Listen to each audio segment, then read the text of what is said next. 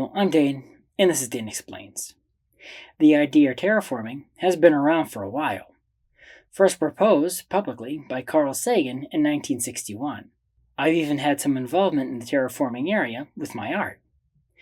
I created this image behind me here, and many others which I feature as backgrounds in my videos. Since the idea was first proposed, most people only consider the positives of terraforming, making previously dead worlds Earth-like. Well, there are negative side effects. Not for the terraformed worlds, but for Earth. Let me explain why.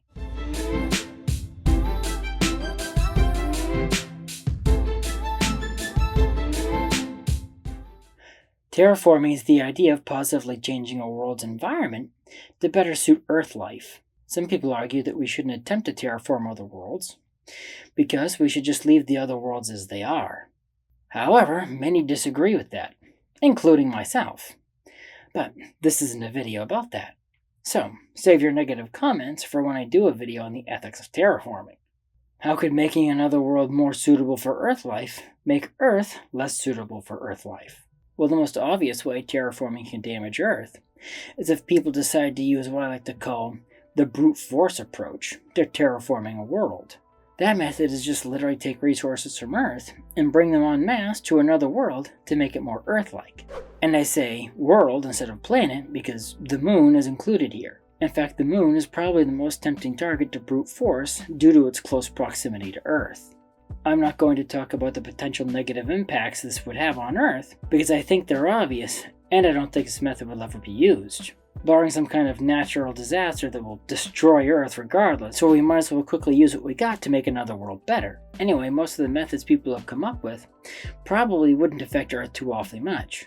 There is some potential to mess things up if we try to use asteroid impacts to terraform the moon, but most of the other mechanical methods work solely on the world being terraformed, using its own resources and other space-based resources to alter the world's atmosphere and climate. As long as the machines are not brought to Earth, nothing bad could happen.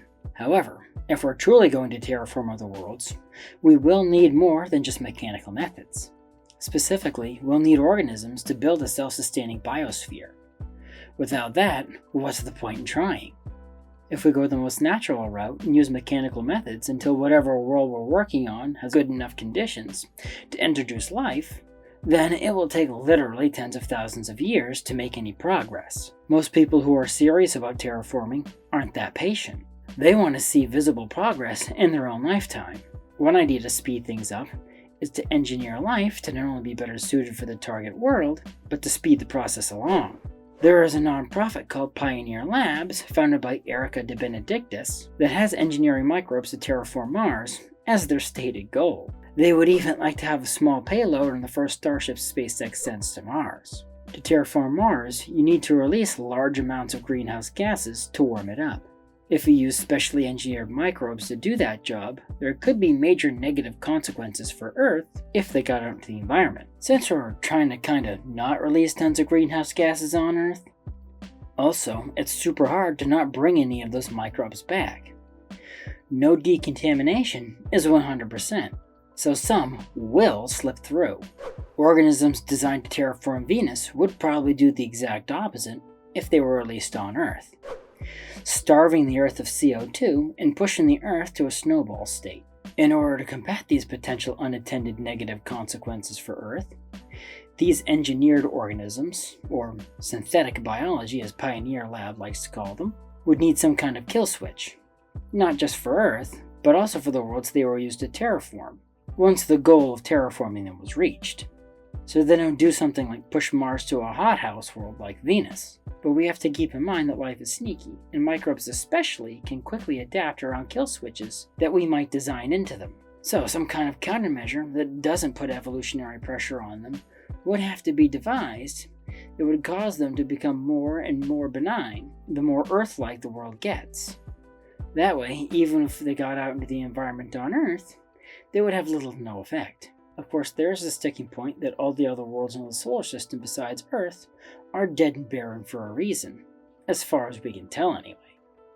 So, unless you wanted to sustain them with mechanical methods, you would need to design organisms to counteract the natural de-terraforming effects the worlds would experience.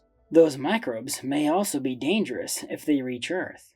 However, that will take many videos to discuss, so stay tuned, and thank you for watching. If you like this video, and other topics ranging from theology to science, please press the like button, subscribe to my channel, and ding the bell to get notified when I post new videos. Also, please support me on Patreon to get extra content and special perks. Link in the description. The more people support me, the more time I can dedicate to making videos like this one. So, until next time, have a great week.